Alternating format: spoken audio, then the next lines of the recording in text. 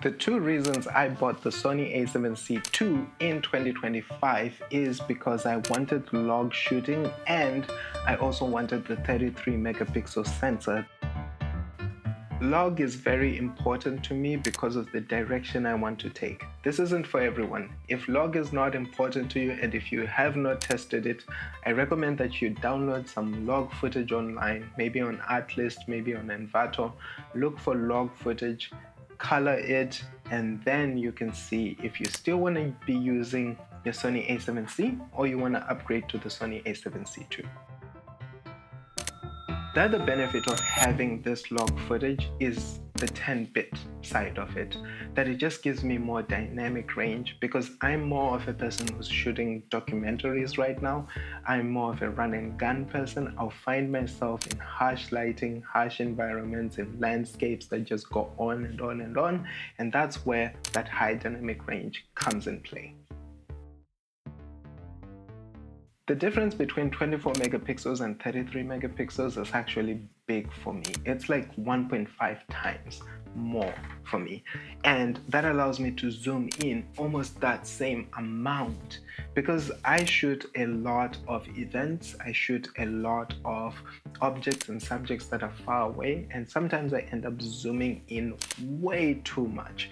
I find that having a 33 megapixel camera is actually far better than my 24 megapixel camera because I shoot pictures. It's not just for videos. For videos, it might actually be a disadvantage, but I don't know. I think if you're watching this, you might think like I could achieve the same results by having a 70 to 200mm lens, but have you seen the price of that thing? The next four features are features about the Sony A7C II that I like, but on their own, they would not have made me buy this camera.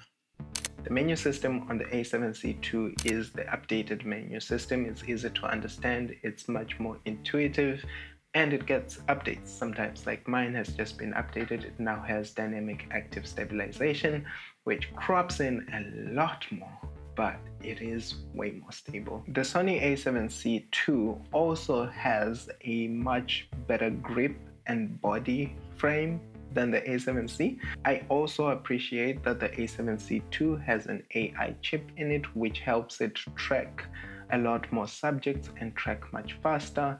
I will admit and say that I haven't had any issues tracking when I've seen it in action, so yeah, it's been really good.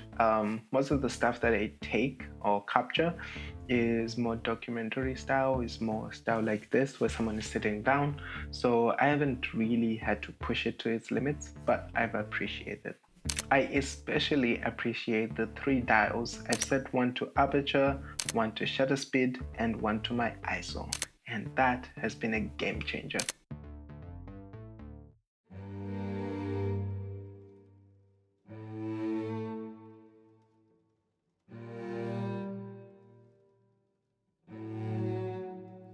That being said, there are some downsides to the Sony A7C II that I want to talk about. One is battery life. I did not realize that the Sony A7C II drains these batteries so fast, much faster than they did on the Sony A7C. The other downside to the A7C II is Sony released it at a higher price than the original A7C, which is a lot for people like me who wanted to upgrade. The Sony A7C II is almost 2 years old now, which means that at the price that I bought it, maybe I might have paid a lot if Sony ends up releasing an A7C III this year, and I might regret my decision.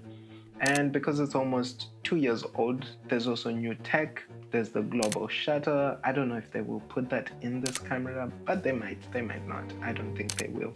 But there's new tech that they might put in the next A7C camera that might make me regret my decision.